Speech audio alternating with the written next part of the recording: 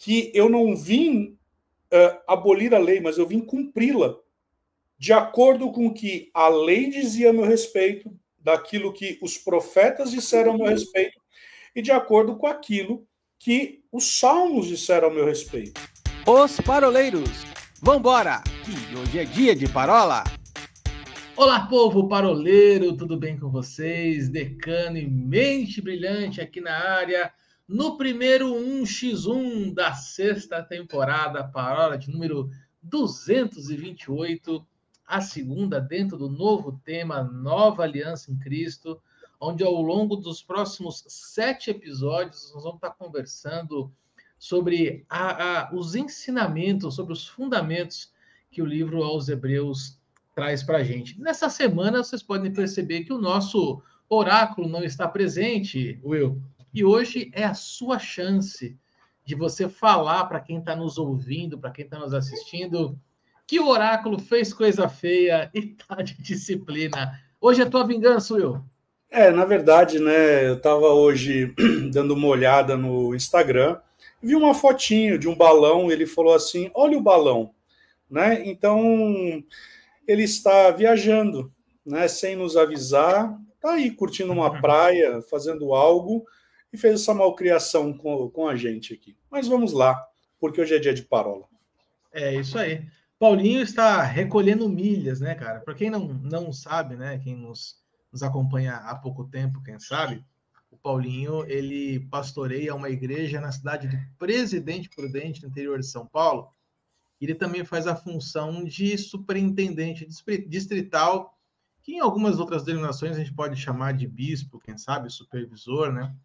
E a área geográfica que ele atende, vamos dizer assim, que ele supervisiona, é uma área geográfica grande, é praticamente uma boa parte do lado oeste ali do estado de São Paulo. Então, vira e mexe, o Paulinho entra em contato com a gente e fala assim, pessoal, vou ter que viajar. E aí ele bota as coisas no carro e zarpa. Mas, Will, nessa semana aqui nós vamos dar sequência, então, na nossa roda de parola. E hoje é um tema para lá de bacana, mesmo porque eu acho que, na verdade, esse tema inteiro dessa série vai ser muito especial, porque é um tema que eu sei que você gosta bastante. Na semana passada, a gente deu um pontapé inicial, ficando quase uma hora conversando só sobre o primeiro e o segundo versículo, né? E quanta coisa profunda a gente pode tirar dali, mas a gente vai avançar um pouquinho. A gente sabe que, como nós conversamos na semana passada, o livro de Hebreus ele vem trazer para a gente um entendimento a respeito da nova aliança em Cristo. Então, se há uma nova aliança, a gente já aprendeu isso por dedução que existiu uma velha aliança. Aliás, você conta para a gente várias vezes, né? São 6 ou 7 alianças diferentes, eu não vou lembrar todas de cor, você tem um repertório grande aí, mas a gente vai se atentar hoje a, quem sabe, um paralelo entre a velha aliança em Moisés e a nova aliança em Cristo. É a grande discussão, lei versus graça, mas eu tenho certeza que isso aqui vai muito além dessa simples frase lei versus graça. Mas eu queria dar um pontapé inicial contigo aqui, partindo, obviamente, da figura e da pessoa de Moisés, que foi, sim, o grande ícone, né, da antiga aliança, da aliança onde estava a lei, e a gente vê no Novo Testamento, quando Jesus chega, um dos principais conflitos que ele encontra com a religião é exatamente aqueles que queriam continuar seguindo a lei de Moisés e se recusavam a aceitar as novas verdades e as novas realidades que Jesus estava trazendo ao longo do seu ministério. Aliás, esse foi um dos grandes motivos, né, pela qual os fariseus, os saduceus e os religiosos da época perseguiram Jesus. Estar agarrados e arraigados a uma lei. Eu acho que a gente pode dar esse pontapé inicial aqui, falando um pouquinho sobre qual que era a real importância da lei para o povo judeu. A lei é algo que vem lá da época de Moisés e se arrastou por muito e muito tempo, né, cara? A gente tem que fazer um histórico aqui, né? O porquê que Deus ele introduz a lei, né? O povo fica 430 anos no Egito. Então, é muito interessante isso, porque depois, lá em Juízes, nós vamos ver mais ou menos essa situação se acontecendo, né? Onde nós vamos ver lá em Juízes dizendo que uma geração inteira ficou sem ouvir a respeito dos prodígios de Deus, né? Então, quando Deus ele vai falar com Abraão, ele, na sua presciência, ele não profetizou, ele não declarou, ele não determinou, né? Nós não vamos entrar aqui nessa questão do predeterminismo, nada disso, predestinação, porque não é o nosso foco.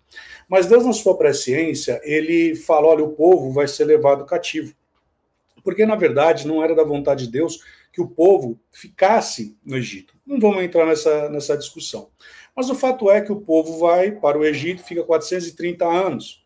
E nesses 430 anos, esse povo que está ali agora, então nós estamos falando de pelo menos 4 gerações, essas 4 gerações agora sofrem, entre aspas, uma contaminação daquele politeísmo, daquele poliganismo. Então, o povo agora está sendo corrompido dos seus usos e costumes. Então, o povo ele entrou dentro do Egito, começa a ver todas aquelas práticas, né? Nós não vamos ter tempo aqui para falar, mas quando nós vamos falar sobre as pragas do Egito, o que mais me chama a atenção, não sei se você que está nos ouvindo, você que está nos assistindo, já estudou a respeito, mas, na verdade, cada praga que veio foi para combater um deus do Egito. E era como se Deus estivesse falando, olha, eu vou te mostrar que eu sou o Deus Todo-Poderoso. Aliás, o próprio Deus, ele vai declarar mais para frente a respeito do seu caráter. Aí, então, o povo está no Egito, o povo começa a clamar a Deus, e aí nós estamos em Êxodo, no capítulo 3, e Deus fala para Moisés, eu ouvi o clamor do meu povo, então eu desci para ver. Bom, muito bem. Então, eu estou te dando esse contexto, esse panorama. O povo agora sai do Egito, e o Egito significa o mundo, né? Ou seja, de uma geração que foi completamente corrompida.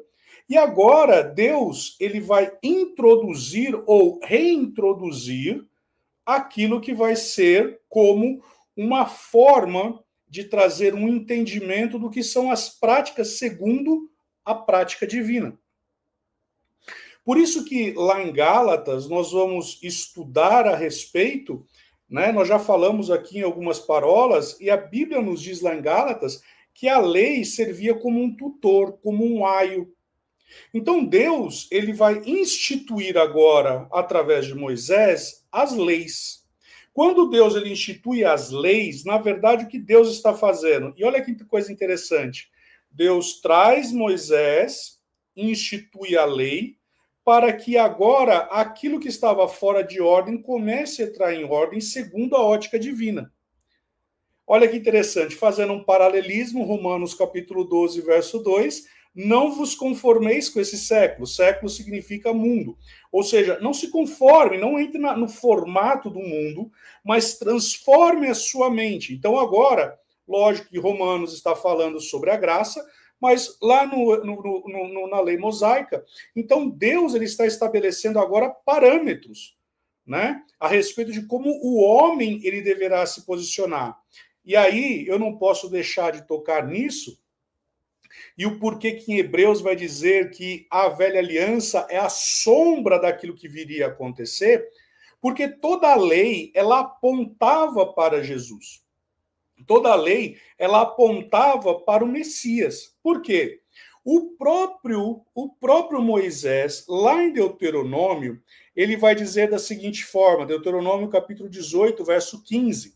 O Senhor teu Deus te suscitará um profeta no meio de ti, de teus irmãos, semelhante a mim. A ele ouvirás. Olha que interessante. Na lei, Deus levantou um profeta. Na nova aliança, Deus levanta um profeta. a Bíblia vai nos dizer que, mudando a lei, muda-se o sacerdócio. Então, Moisés estava estabelecendo que, olha, nessa estação existe uma legislação. Na nova, haverá uma nova. Bom, então para que serve a lei? A lei ela vai servir como um aio para mostrar que o homem, ele por si só, ele não conseguiria ser salvo. E aqui, Arthur, há uma coisa muito interessante, porque muitas vezes nós pegamos o Deuteronômio, no capítulo 28, se eu não me engano, e nós vamos pegar Deuteronômio capítulo 28 até o verso 15, e a gente julga que do verso 1 ao verso 15 se aplica a nós. Na verdade, Deuteronômio 28 é uma regra para o povo judeu, né? E ali ele vai dizer todas as bênçãos. E aí, a partir do verso 16, todas as maldições.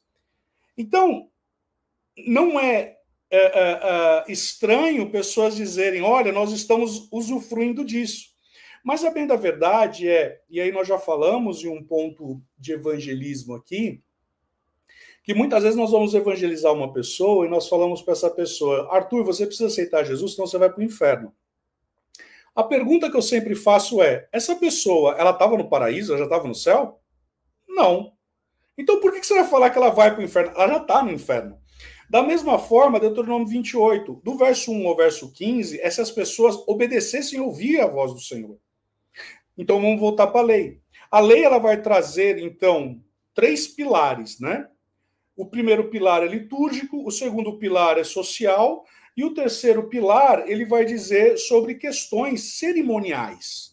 Então ele vai falar como que tem que ser as festas, como que o homem deve se posicionar, mas vai trazer também regras morais, éticas, como, por exemplo, que o homem, se for pego em adultério, tem que ser apedrejado. Ei, aí você vai lembrar daquilo que aconteceu com a mulher lá junto com Jesus. Vai falar sobre a mulher que se estiver com fluxo de sangue. Aí você vai entender sobre o fluxo de sangue, por que a mulher estava isolada. E aí ele vai falar a respeito de cerimoniais. Ele vai falar sobre como que deveria ser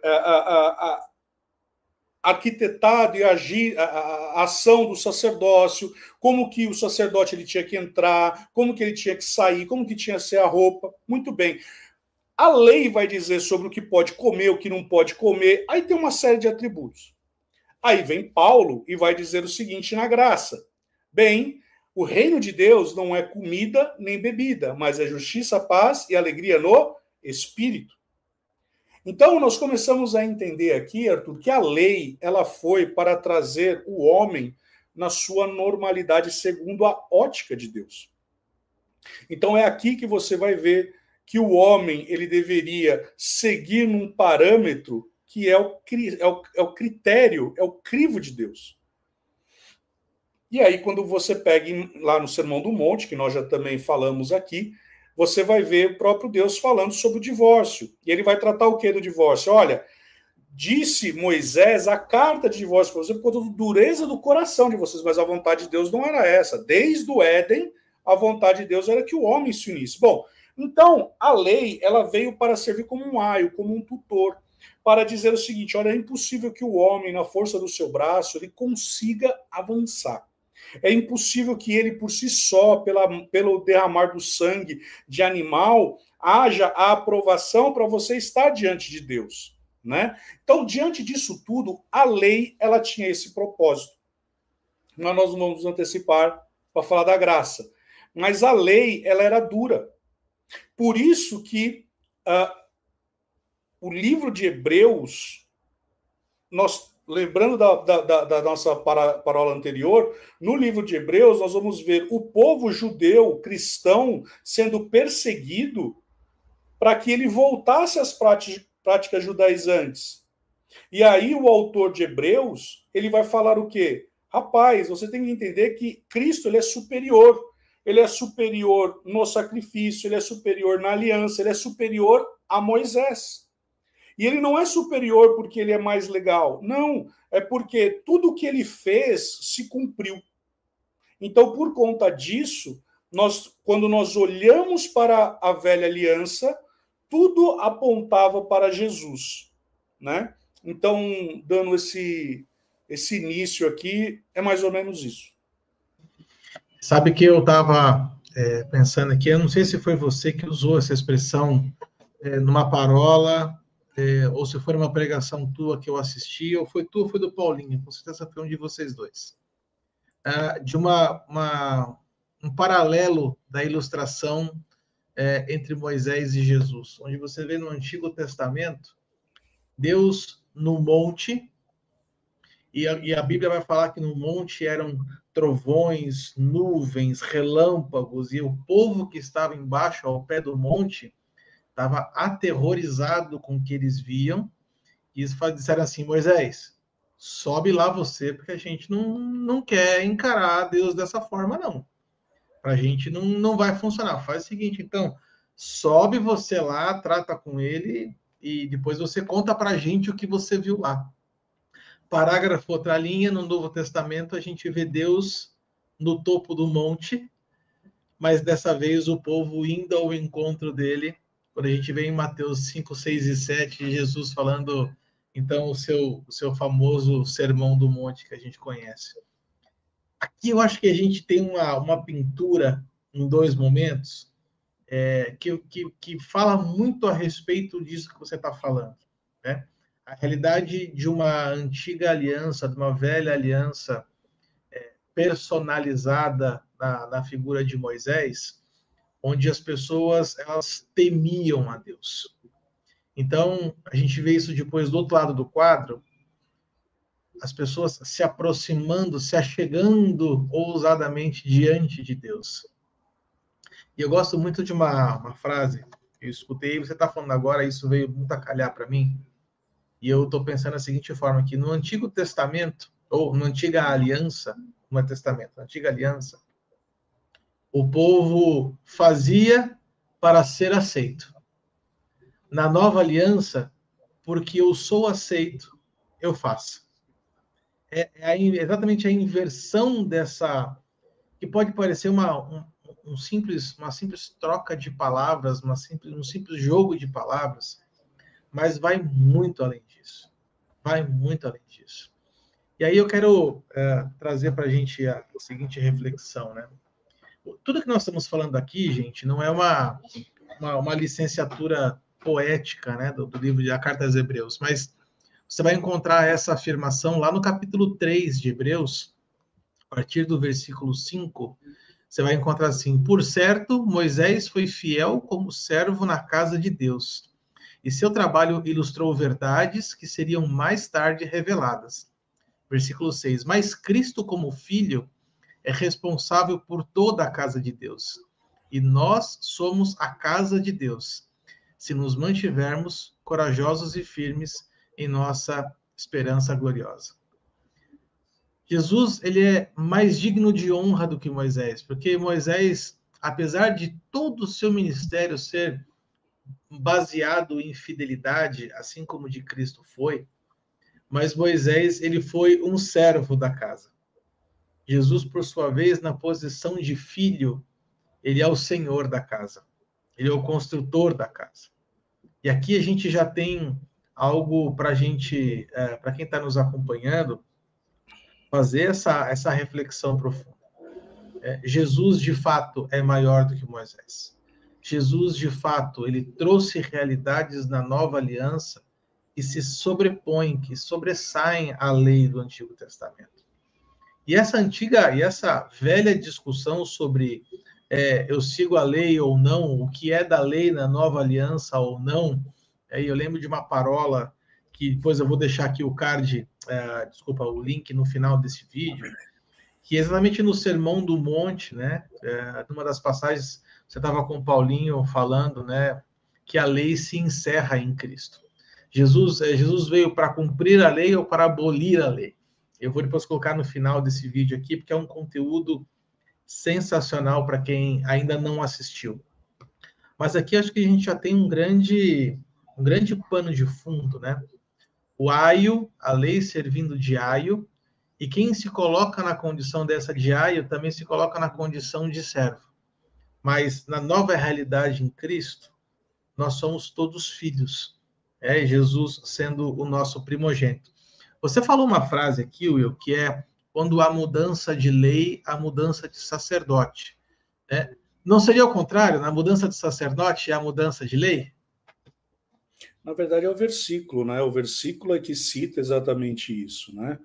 Porque a partir do momento que mudou o sacerdócio, você vê que Moisés, ele tem uma linha, né? Que todos os sacerdotes, eles eram araônicos. E quando nós vamos ver Jesus, Jesus ele não é da linhagem de Arão, ele é de Melquisedeque. Então aqui é que você está falando sobre essa mudança. Você falou algo aí interessante, Arthur. Você falou a respeito de uma frase que Deus temia ir, o homem temia ir até o povo. Mas olha que interessante, né? A Bíblia diz lá em Jeremias que com amor eterno o Senhor nos amou e com benignidade ele nos atraiu. Lá, mais para frente, em João capítulo 3, vai dizer que Deus amou o mundo de tal maneira que deu o seu filho. Em Romanos vai dizer, se Deus deu o seu filho, ele não nos daria com ele todas as coisas? Lá em 1 de João vai dizer que Deus nos amou primeiro. Então veja que nós temos um Deus relacional, é um Deus que ele quer se relacionar com a sua criação. Então, se ele quer se relacionar com a sua criação, algo deveria acontecer, porque o pecado, em Isaías 59 vai dizer, criou um abismo. Só que Deus, e aí é algo que eu amo falar sobre a aliança, Deus, desde o Éden até Jesus, ele foi sempre fazendo alianças com o homem. O problema é que o homem, ele falhava. Então você pega Deus fazendo aliança com Adão, Adão escapa a marcha. Vai lá, Deus fazer aliança com Noé, Noé escapa a marcha. Aí Deus vai lá, faz aliança davídica e palestínica que não toca na gente. Aí Deus faz lá uma aliança abraâmica, que essa aliança abraâmica ela fica suspensa até a nova aliança. Não vamos entrar no mérito aqui. Aí vem a aliança mosaica, e o homem também falha no seu cumprimento, né? E aí vem Jesus. É como se Deus estivesse falando, rapaz, Jesus não dá. Porque, olha, toda vez que eu tento fazer aliança com o homem escapa a marcha, não dá. Mas se eu fizer aliança comigo mesmo, porque Deus é trino, então, na trindade, né? Vamos lá fazer uma aliança. E aí, por isso que você entende Hebreus 7, 22, que vai Hebreus 7, 20, 7, 22, vai dizer que ele é o garantidor da aliança. Ou seja, ele fez aliança com ele mesmo. Ou seja, agora não tem como dar errado. E eu costumo dizer que essa aliança ela tem um atributo importante, porque é como um seguro de carro, um seguro de casa. Ou seja, você fez o seguro do teu carro. Na hora que você bateu o carro, o cara que sofreu dano, ele vai ser o beneficiário.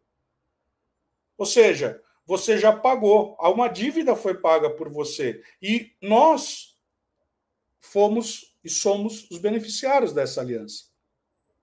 Então, quando nós estamos nesse patamar aqui, quando nós estamos falando a respeito dessa dicotomia aqui entre velha aliança, nova aliança, nós vamos ver algo que Luciano Subirá, no seu livro chamado Graça Transformadora, fala algo que é maravilhoso. Porque, na verdade, quando Jesus ele é questionado se ele veio para abolir a lei, ele não fala que ele veio abolir, ele veio para cumprir. Em Gálatas e em Efésios, os dois livros, Paulo vai dizer que na plenitude dos tempos, que é quando Jesus, lá em Lucas capítulo 24, ele vai dizer o seguinte, que eu não vim abolir a lei, mas eu vim cumpri-la, de acordo com o que a lei dizia a meu respeito, daquilo que os profetas disseram a meu respeito, e de acordo com aquilo que os salmos disseram a meu respeito. Então, quando tudo se convergiu nele, veio a plenitude dos tempos. Agora, ponto importante, o que Luciano Subirá ele fala no seu livro Graça Transformadora, que para mim é um livro maravilhoso. Ele fala algo nesse livro que diz assim, o homem, na lei mosaica, era impossível dele cumprir. Eu fiz essa brincadeira na nossa parola lá, que parecia, né, aquele jogo de tabuleiro que tem a escadinha. O cara tá lá, 512, 513, 600, chegou na 612, ele ufa, agora vai, na 613 ele falha, aí ele desce a escadinha, volta para a primeira casa. Porque em Hebreus vai dizer que anualmente era feito sacrifício, tal. Agora, na nova aliança, Jesus ele fala algo interessante, ele diz assim, ó, mas novo mandamento vos dou. Você vai falar, rapaz, então ele revogou. Ele revogou. Então, Jesus ele mentiu lá em Lucas capítulo 24, que ele falou que não veio para revogar. Aí ele fala, mas novo mandamento vos dou, nova lei te dou. Qual é a lei? Amar a Deus acima de todas as coisas e amar a teu próximo. Tá, ok. Mas se você parar para pensar e pegar toda a lei ela se resumiu nesses dois. Então, na verdade, não é que Jesus ele deu um novo mandamento, mas ele está falando o seguinte, porque agora você tem o Espírito Santo, né? João capítulo 14, importa que eu vá para que o outro venha e ele vai te guiar em toda a verdade, né? João capítulo 16 vai dizer, e ele vai te confrontar em relação ao pecado, a justiça e o juízo. Então, o Espírito Santo agora, como diz lá em Romanos capítulo 8, ele vai te guiar em toda a verdade. Então é agora o Espírito Santo te empoderando para você amar a Deus acima de todas as coisas e amar a teu próximo como a ti mesmo. Então, porque eu amo meu próximo, eu não vou roubar, eu não vou adulterar, eu não vou mentir, eu não vou defraudar. Mas, rapaz, isso aqui tudo é a lei. A questão agora, Arthur, qual é? Exatamente. Por quê? E isso é profético, porque tanto o profeta Ezequiel como o profeta Jeremias, e ambos disseram, eis que vos darei um coração novo e escreverei no seu coração a lei. Então, nesse atributo todo, você vai ver que fica aqui uma provocação, né? Para que, quem sabe, um dia, quando o oráculo voltar das suas férias termais, ele responder, será que de fato a lei ela foi revogada? Ou será que Deus ele nos deu o Espírito Santo que nos empodera para nós cumprirmos a lei? A única coisa que nós não somos obrigados mais a cumprir são os cerimoniais e nem também as questões de higiene, né? Porque hoje você não precisa. Por que a lei ela falava que determinados alimentos você não podia comer? Né? Vamos levar em consideração. Hoje você pode comer. Hoje você pode comer porco, lá você não podia. Por quê? É uma questão de saúde, né? Acho maravilhoso isso. Por que a mulher, no fluxo de sangue, ela tinha que ficar isolada? Ah, porque Deus era machista? Não é porque Deus era machista. É porque o homem, ele era tão bruto que para ele pouco importava se a mulher estava naqueles dias ou não, ele queria ver o negócio acontecer. Então Deus agora faz o quê? Preserva essa mulher, né? Então você começa a ver essas coisas acontecendo na nova aliança, como que funciona?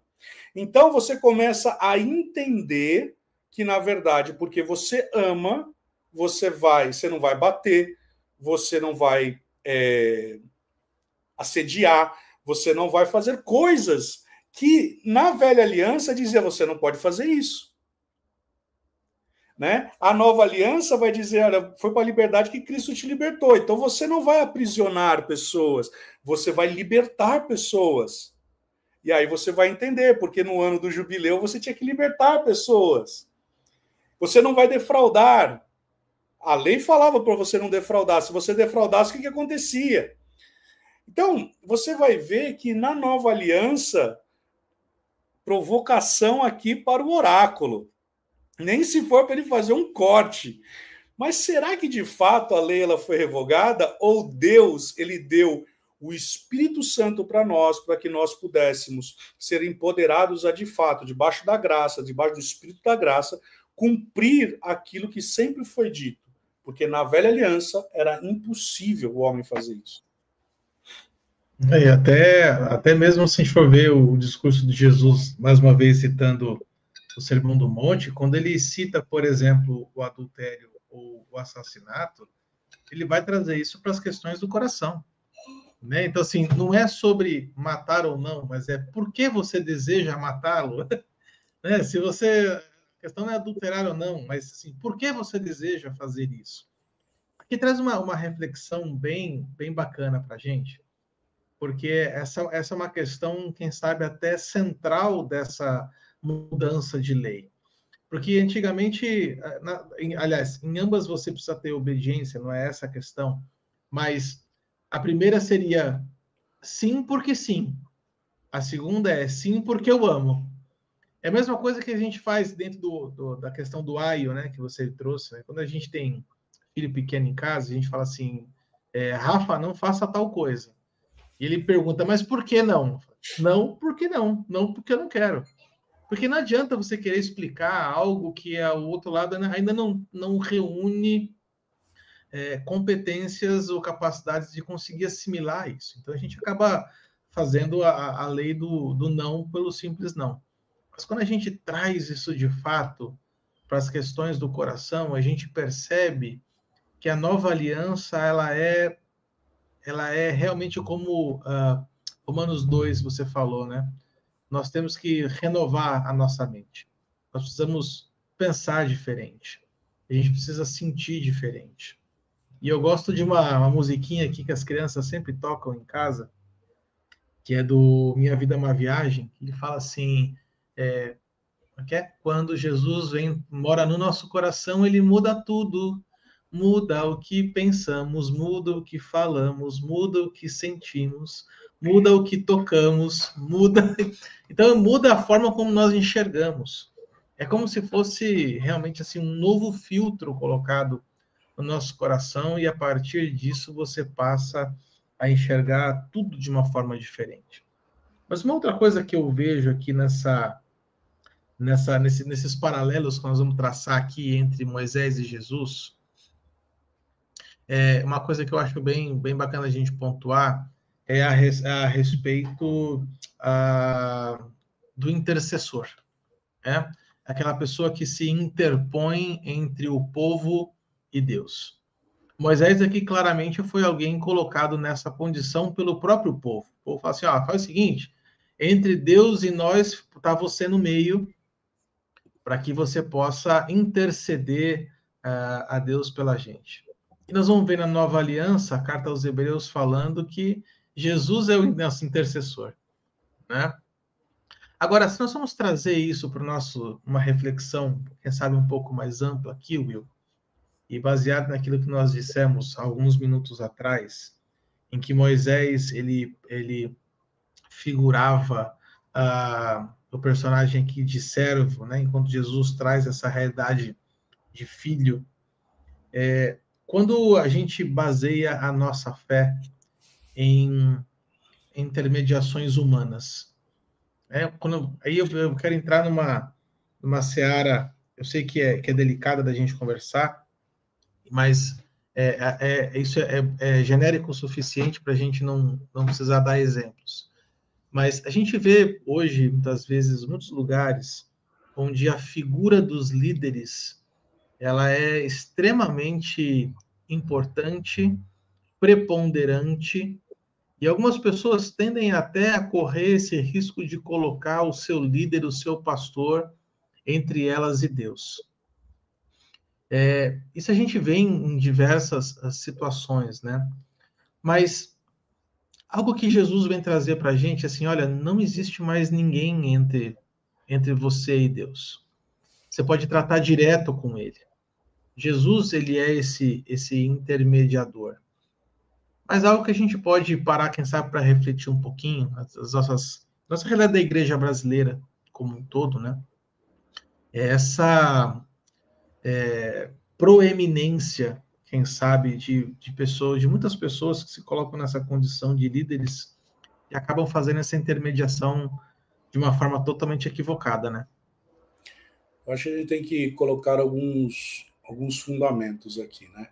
Quando o autor de Hebreus e Paulo escrevendo depois a Timóteo vai falar sobre o intermediador, ele está falando agora daquilo que o próprio Cristo falou em João capítulo 14, eu sou o caminho, a verdade e a vida. Ninguém vem ao Pai senão por mim.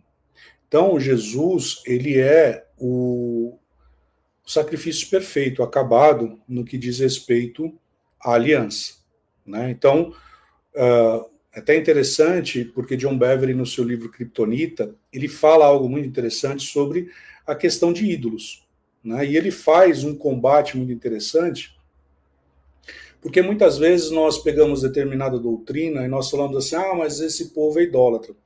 E nesse livro Kryptonita, de John Bevere, ele fala o seguinte, olha, para falar a verdade, talvez nós, povo cristão evangélico, somos os mais idólatras ainda, né? E esse livro é sobre todos os aspectos da idolatria, e um dos pontos que ele trata é exatamente isso que você acaba de dizer. E aqui nós temos que colocar um outro fundamento, né? Então, o primeiro fundamento é Jesus, ele foi o intermediador da aliança, então não existe outra pessoa que abriu o vivo e novo caminho senão Cristo.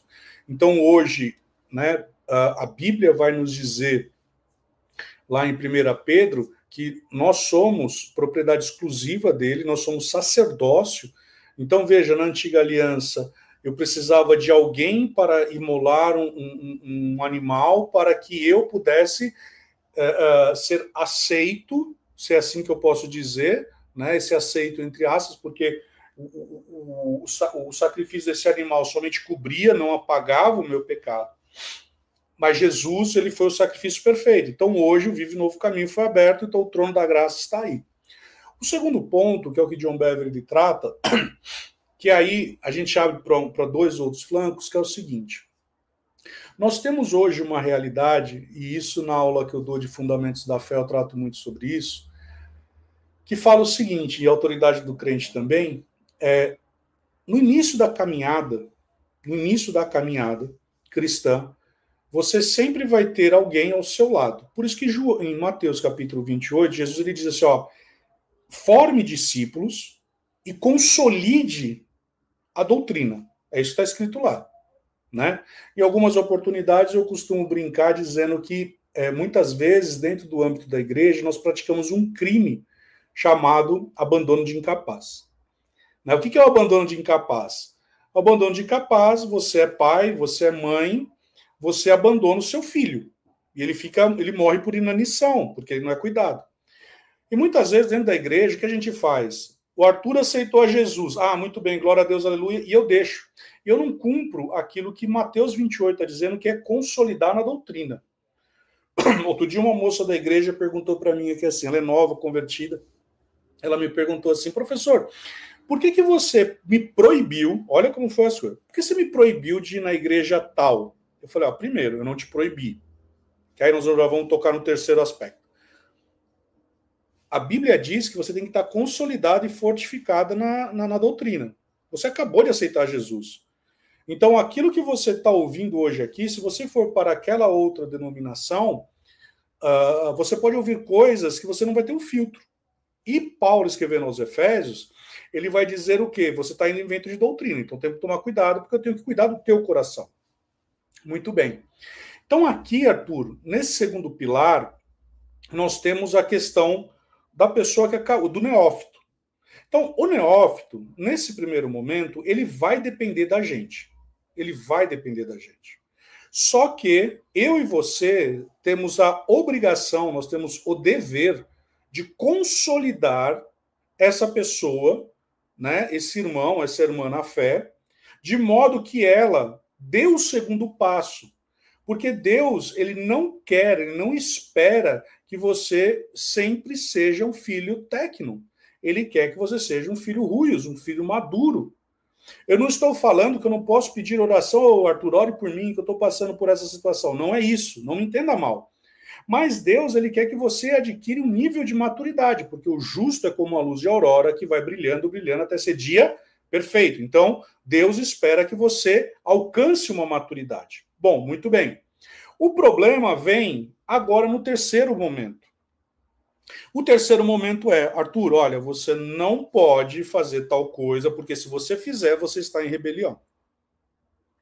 Mas por que você está em rebelião? E aí nós temos um negócio que, infelizmente, e aí eu posso dizer isso porque eu já acolhi pessoas assim dentro do gabinete, que sofreram o que a gente chama de abuso espiritual.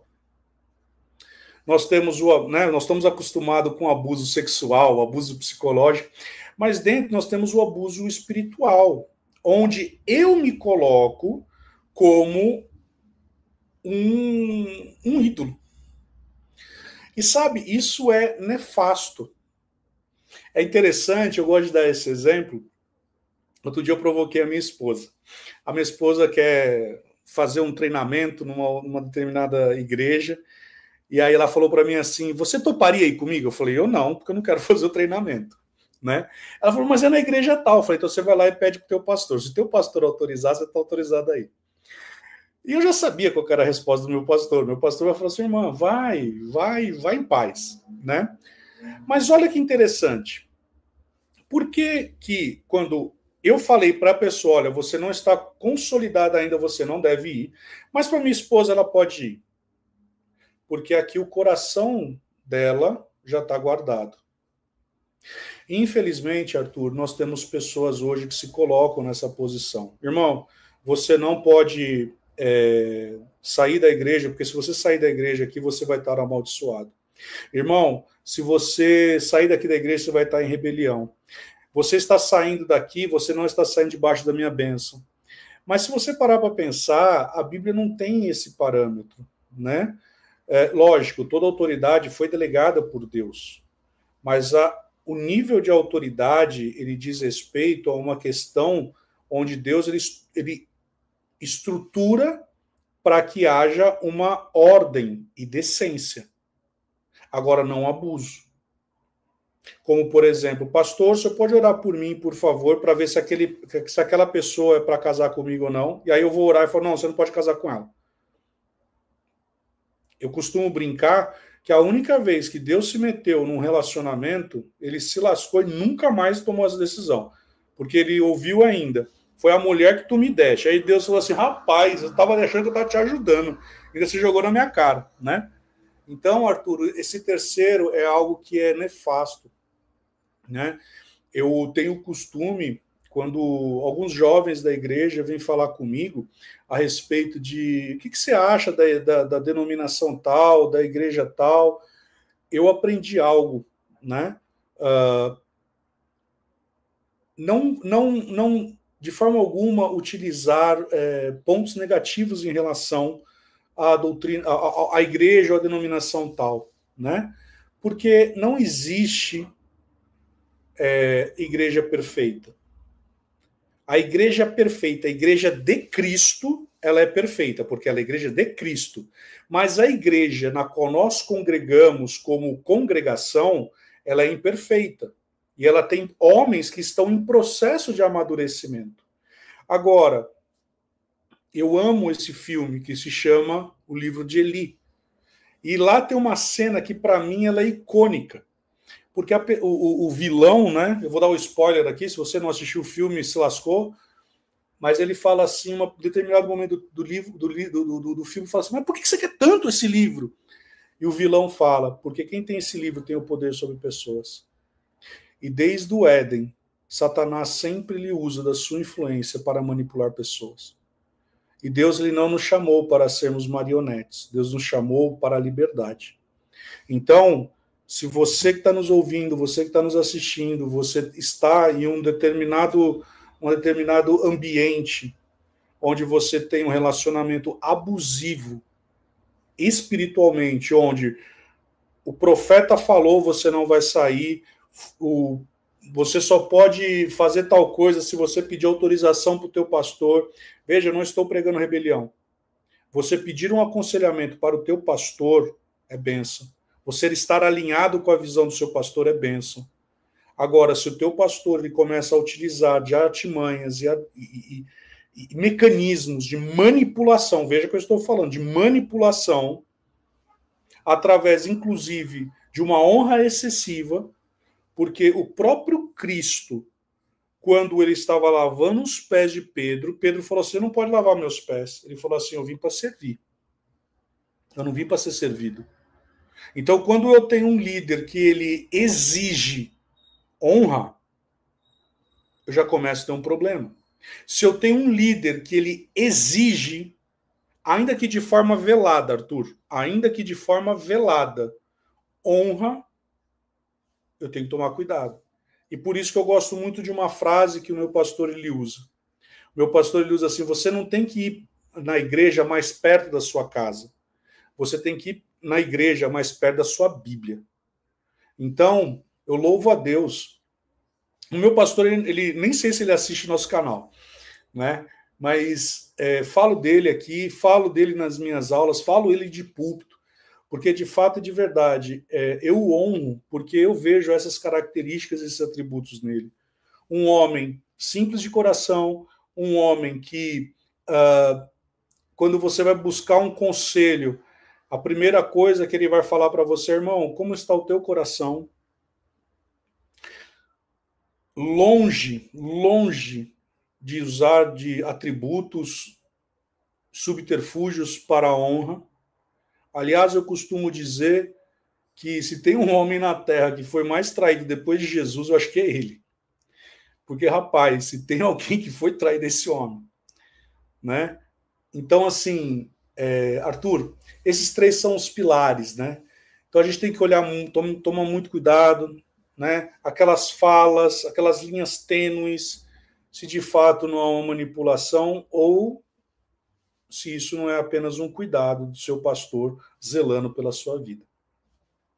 Eu fiz questão até de trazer esse assunto à baila, porque realmente é um assunto que está em voga aí na internet já há alguns meses, quem sabe até, que é essa questão da liderança abusiva, né? Sei que a gente teria, talvez, necessidade de muito mais tempo para poder estender em detalhes, e o Paulinho, com certeza, iria nos ajudar bastante nisso, mas é algo que eu fiz questão de trazer exatamente porque esse é um alerta que nós precisamos trazer.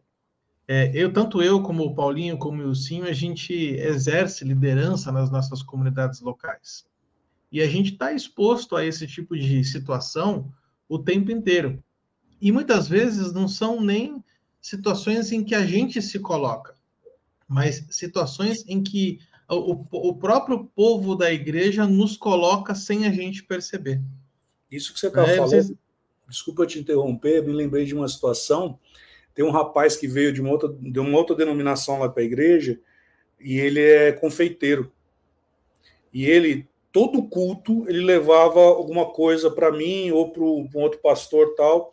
E a gente estava numa confraternização outro dia e ele levou uma caixa, que é maravilhoso que esse cara faz.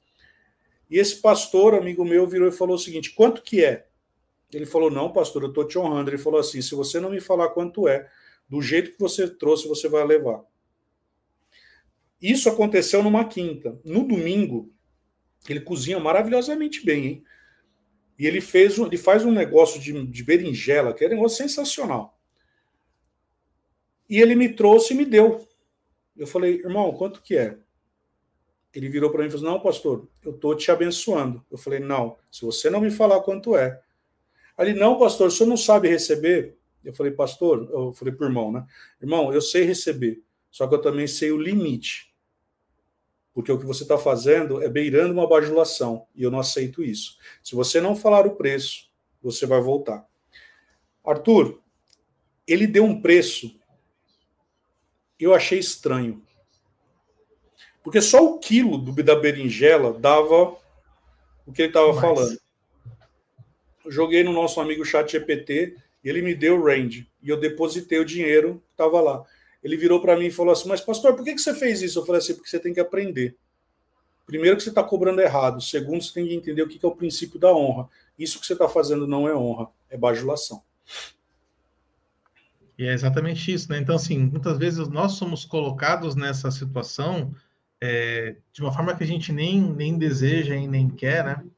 Mas, antes de mais nada, é um alerta que a gente quer fazer para quem está nos ouvindo, está nos assistindo, porque essa linha que o Ilcinho trouxe aqui é uma linha extremamente tênue, é algo muito fino, é algo muito subjetivo. Então, fica aqui o nosso conselho, né? Fica aqui a nossa advertência, quem sabe, para você, reavaliar se realmente você está vivendo num ambiente de honra ou se você está vivendo num ambiente de bajulação, né?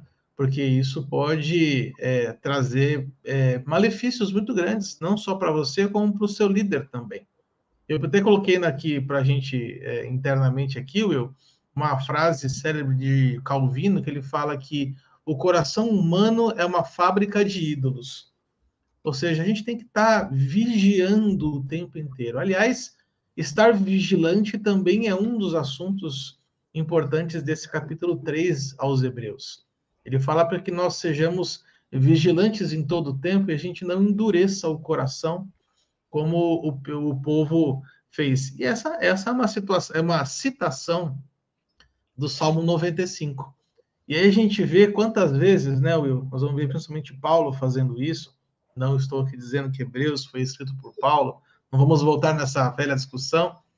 Mas quantas vezes no Novo Testamento a gente vê citações claras do Antigo Testamento? De textos, de conceitos, de frases. E essa aqui é mais uma delas. Né? Não endureçais o vosso coração como fizesse os seus antepassados. Está lá no Salmo de número 95. A gente quer trazer aqui nesses momentos finais para o nosso público telespectador internautico, né? Essa reflexão, né? De fato, Jesus ele é maior do que Moisés. A liderança de Moisés levou o povo até o deserto, mas a liderança de Jesus leva o povo até o descanso. Isso fala que a antiga aliança, ela teve sim a sua importância, teve sim o seu lugar, mas ela se colocou num lugar de limitação. A aliança nova, firmada em Cristo, ela vai muito além do que a lei estava propondo. E quantas vezes a gente já conversou, né, Will, nesses mais de 20 anos juntos aqui, que eu tenho a vaga sensação que, apesar da lei ser algo impossível de ser vivida, ainda me parece que em alguns momentos é muito mais fácil a gente viver debaixo da lei do que debaixo da graça. Porque a lei é uma obediência cega, né? Tem muita gente que acaba se colocando nesse lugar de simplesmente uma obediência cega, sem se preocupar com as questões do coração, e isso leva o povo ao legalismo religioso. E o legalismo religioso é algo que tem invadido muitas famílias. Assim como acontece contigo, acontece conosco aqui também, de movimentos migratórios dentro da igreja. Graças a Deus, pessoas estão se convertendo, pessoas estão aceitando a Cristo, pessoas estão se batizando, mas também existem muitas pessoas que vêm nesses ventos migratórios de uma igreja para outra, tentando encontrar um lugar. E não é novidade que muitas vezes essas pessoas elas vêm carregadas de legalismos, carregadas de regra sobre regra, um pouquinho aqui, um pouquinho ali, como diz o profeta Isaías. Mas o nosso trabalho é bem isso que você falou, né, Will? Tá fundamentando essas pessoas que se achegam na doutrina e dizendo assim, olha, tem um lugar de descanso para você.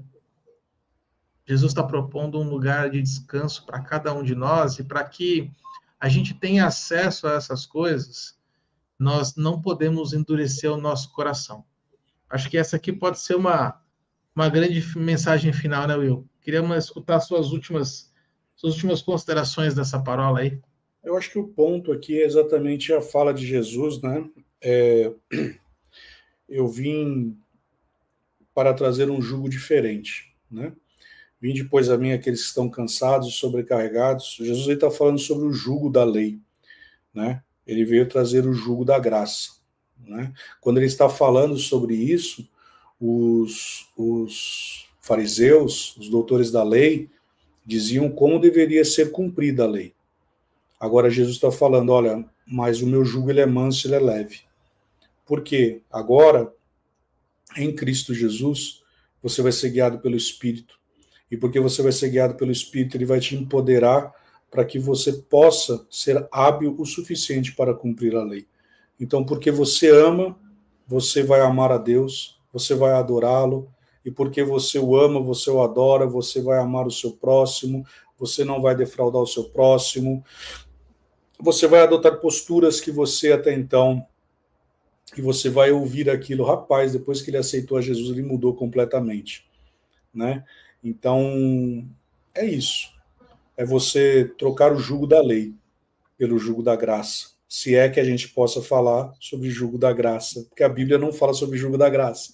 Mas como Jesus ele veio para abrir um vivo e novo caminho, eu deixo o oráculo me corrigir se assim estiver errado. Desafio você aqui, Paulinho. Desafio você a estar aqui. Vamos ver, inclusive, se você vai assistir essa parola. Se você não falar com a gente até semana que vem, a gente vai saber que você não assistiu essa parola. Desse jeito. O desafio está aqui. O desafio está dado.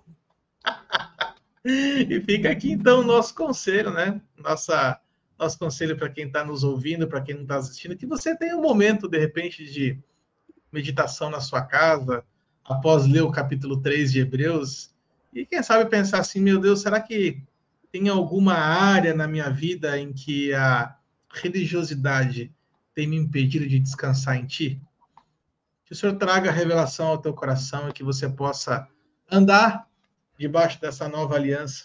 E a gente se vê semana que vem, se Deus quiser. Aproveita, faz o seguinte, deixa aqui um joinha nesse vídeo, compartilha esse conteúdo para que mais pessoas tenham acesso a essa parola. E se você está gostando mesmo do nosso material, tem um site, www.osparoleiros.com.br. Lá você vai encontrar, além dos 40 temas que a gente já conversou, 227 parolas anteriores, você vai encontrar lá os nossos livros, você vai encontrar lá o curso do oráculo de introdução à interpretação bíblica. Enfim, é muita coisa legal para você estar se aprofundando no conhecimento da Bíblia. E esse é o nosso desejo para você, que você se aprofunde e seja um praticante da palavra. Grande abraço e até semana que vem, se Deus quiser. Um abraço, mente. Tchau, tchau.